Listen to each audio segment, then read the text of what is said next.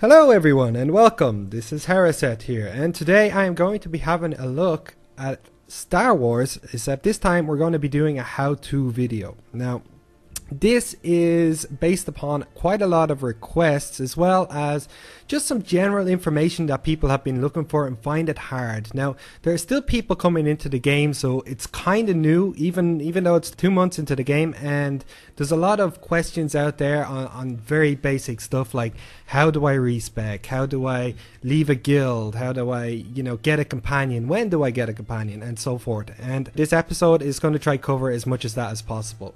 Now to make it a little bit easier, I'm going to put some timestamps down in the description, so you guys, if there's a question, one of them that you know yourself are popping up, you can always just link directly to that and I'll cover it from there. So kicking off, we'll just have a look at the first question now, which is how do I respec? Now this is interesting because of probably how it's done in a lot of other games in comparison to this one. There are several areas, or it's actually just 2 areas per faction that you can actually respec your class to. Now the first one is on the Imperial side, which I'm looking at here. This is in the Imperial fleet, and it's actually marked up in the combat area, as you can see here on the map. And this guy is kind of hidden. Now this is the first one that allows you to respec, and the second one that I know of is in Dromund Kaas. I'm just going to quickly shoot over to this now. And from what you can see, I'm just going to show you on the map there why this is pretty much a problem for a lot of people. The actual respec vendor does not show up on the map. He doesn't. So when you're coming into the game first time, a lot of people will look to see where they can find all of the vendors and where they can find all of the information and what things sell and what you can buy, where your trainers are, etc. But for this actual respec mentor guy, he's pretty hidden, so keep an eye out for him, and that'll be the 2 locations on the Imperial side. Now I'm just going to quickly pop over here to Republic side just to show you. As you can see there, it's down in the bottom left hand side of the Republic fleet area. Pretty straightforward. It's pretty identical to the Imperial side, except in the bottom left instead of top. So but moving on, the next area for the trainer is actually on Coruscant for the Republic. You can find them there by the Galactic Trade Center on the Senate Tower when you arrive in Coruscant for the first time. Pretty much you just walk in, go down one of the stairs where all of the shops are. You'll find them hidden again at the very, very top. Pretty much some smaller information in regards to this. You can respec as many times as you want to in a week, but the cost does increase the more times you respec. So don't be afraid. It starts off at around 0 and then it goes up to I think 1,000 and 2,000 and 5,000 and so forth, and continues to increase. But it resets once every week. So every Tuesday I think it is, after the patch or maintenance. In general, the respec time or cost will reset, so you can feel free to respec again. Okay, moving on to the next one is my advanced class. Can I respec my advanced class? The answer simply to that is no. Now, this is one of the designs of BioWare that they put into the game but didn't quite clarify once again. Now, people go into the game and you play it and you pick your advanced class when you first hit like level 9, level 10, and you just enter into the area and you come across this scenario, but you go, I want to try out this one, but then maybe later I'll try out the other class. This is not the case, and it's something you have to be very aware of. Pretty much once you select this class, this is going to be your advanced class for the game. All you can do is respec the talents in that tree of the class you've picked. So think of it as a subclass to your main. So it's how can I do some comparisons? It's like you choose a warrior, you have the difference between playing a kind of rogue and a tank type class, or if you choose a mage, you have the additionals of being a healer or a tank type class. There are mixes there, so just be very, very aware of that, guys. You can't actually respec after that point. Okay, moving on. Now the next question that pops in is, how do I quit my guild? This is generally a very good question considering the problems of this game, in that you cannot naturally quit your guild. I can't right click here, for example, and just quit the guild. There's no real option to actually just leave the guild regularly. But there is, however, a command to do it, and this is coming from experience of other MMOs. If you do /G quit, This exact command here will allow you to leave the guild. Now be aware that if you do try this, it will kick you from the guild immediately without warning. I did this for testing purposes just to see what it'd be like, and all it did was close it off, and I had no no means of getting back, so I had to call in a friend and go get me back into the guild. You know, I was hoping for an error. But I will jump on that as well while we are here, because there are other people who are also in a guild as an officer and are still a bit unsure how to actually invite people into a guild. So next possible question would be is, how do I invite into a guild? Now there are two primary means of doing that.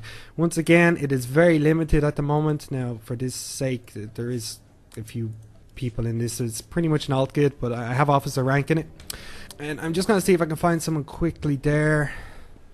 Well, I look around. Come on. Is there anyone out of that guild?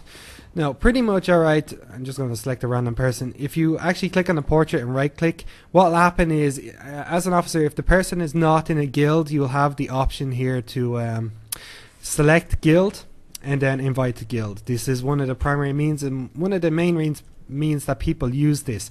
The only other way of actually inviting someone to a guild is, of course, again by command. So you have to do /g invite or /GINV. This is a short for it, and then type in the person's name. You know, for example, this will be the command straightforward here, and that will get your person into the guild. So that's pretty much how that works, guys. So I'm gonna move on to the next question there. Okay, the next one is, how or when do I get a companion? Now, this is just one of those that you jump into the game and you want to find out when you get a pet. Straightforward. Pretty much as you follow the quest line as you start in your class, your companion will come to you probably around the 8, 9 or 10 level, depending on the class that you picked. The next big question that arises around that is, how do I summon my companion? If you look down in the bottom right of your screen, once you have obtained a companion, you will have a little bar or where the companion is. If for any reason he disappears, you can actually just click on that little circle to summon him straight away. There are several other ways to get your companion into the game. One is by selecting on the crew window up the top.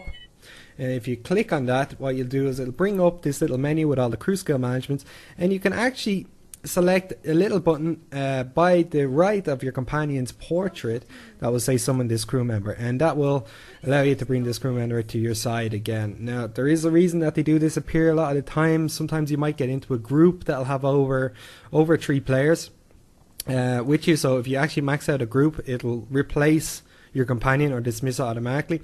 There are some other options there. You can right click on the companion to dismiss them directly, which is pretty straightforward. The keybind in general to bring it up normally is N. If you press N on the keyboard, it'll also bring up your crew management, which you can summon or select whichever companion you wish to have by your side. Okay, moving on. Next question. How do you craft? Okay, crafting. Well, we can go back a little bit to the next area. Pretty much if you look around, you arrive in a crafting area, and it's the same for the Republic side as well. Pretty much you'll have a crew skills area. Now when you run around all of these, there's a lot of information you can find on this on the forums as to what would suit your actual class. In my case, when I bring up my crew skills menu, I have cyber tech, scavenging and underworld. These 3 generally go together. The goal is to build up my cyber tech skill. And what you have is scavenging allows me to get the components, where underworld training allows me to get the blue items or the special rarer components that I can obtain to make the blue and epic equipment. Pretty much all you have to do is explore the area on your fleet, or fleet will be the first time you come into the game, and you will find that you can select as well on the map the crew skills trainer. And it'll show you that they always show up with a little diamond. It's pretty straightforward. You can find this on a lot of maps. They're generally all over the place on each of the worlds, except for the first one, I do believe. And you can find them out there. And the best thing you can do is just do some quick research on what you think would be best for you. I know a lot of people are taking biochem and things like that. So pretty much all you have to do is go up and talk to them. There is a little bit of a tutorial in the game, but you know, it doesn't actually clarify what would be best suited for you, and there are some things that are more suited for you than others. For example, as I am a light wearing or a medium wearing armored class, I wouldn't pick up, say, a heavy armor kind of technique or a crew skill that will allow me to build heavier armor that I won't find use for. So that is that. Okay, the next question up is, how do I upgrade my ship? Once again, pretty straightforward. Now, you can't actually access your ship from anywhere outside of a rested zone, or of course when you are on your actual ship. But how to upgrade them is pretty straightforward. All you do is you have to find a vendor. There are two ways of doing this. One is with actual sorry, let me bring this up there. Is with Cybertech.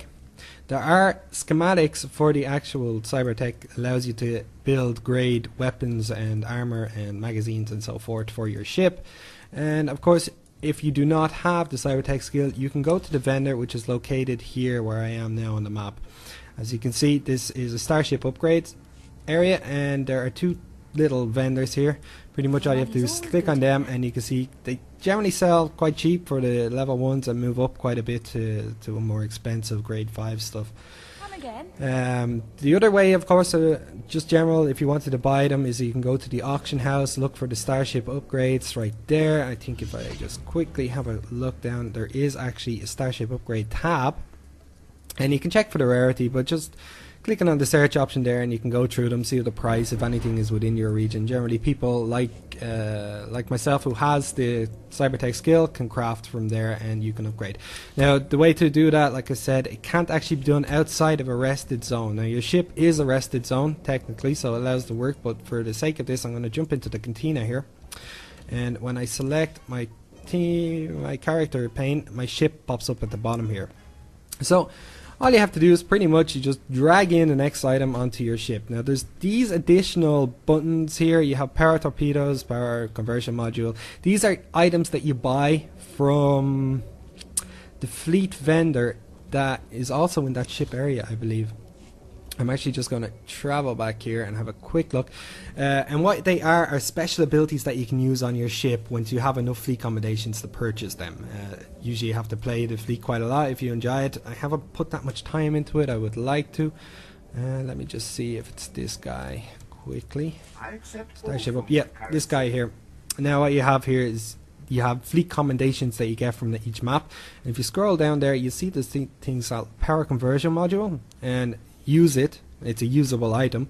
You know, it gives your shield regeneration quite a significant boost, but you know, this down effects like that, your actual damage will be reduced and so forth. And you have these protons, and pretty much you can put them into the slots. These are the 4 that are available that I know of. I don't know if there's any more, but I can't craft any.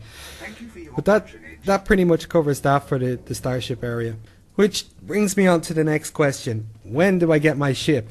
Generally, it is around level 16. Now, this is class specific, of course. It is following your story. Most of the quest chain will lead you up to these upon companions and eventually to your ship. Once you get to a certain point in the story, it's usually at the end of the first planet that you travel to. In most cases, I think all of the classes I've played have generally been around between levels 16 to 18, depending on how many, you know, NPCs I have killed or how much rested experience I've had. So wait for it, guys. It's not that late into the game when you get it, so it's quite useful.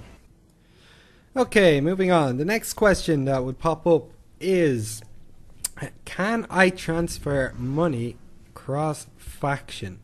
And by that it means, can I transfer money from my Imperial character to my Republic character?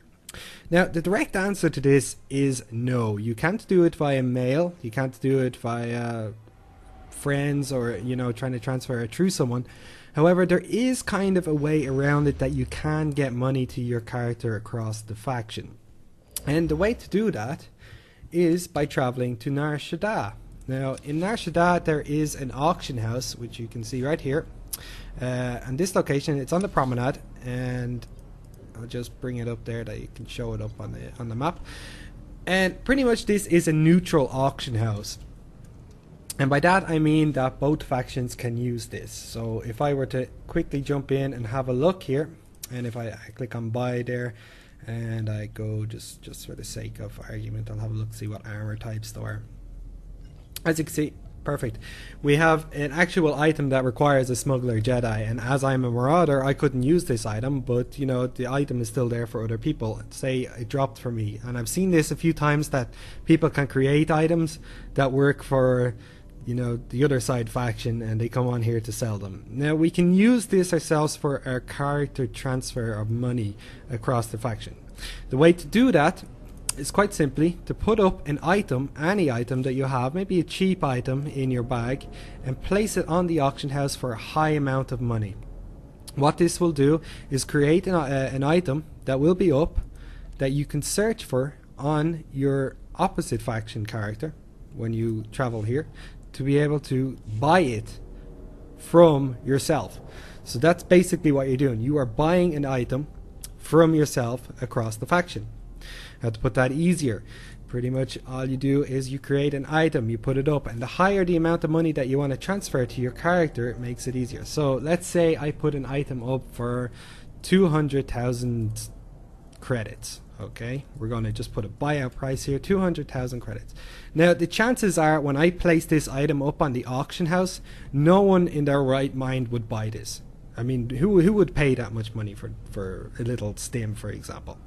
However, you yourself will buy it. That'll be the point. So what will happen is the rich character that you have on the other faction will come up here, turn around, buy this item for 200,000 credits, or whatever amount that you want to send to your character. And what will happen is, on the faction, on the guy that you put this up, say this is my broke character here, he hasn't got any money left.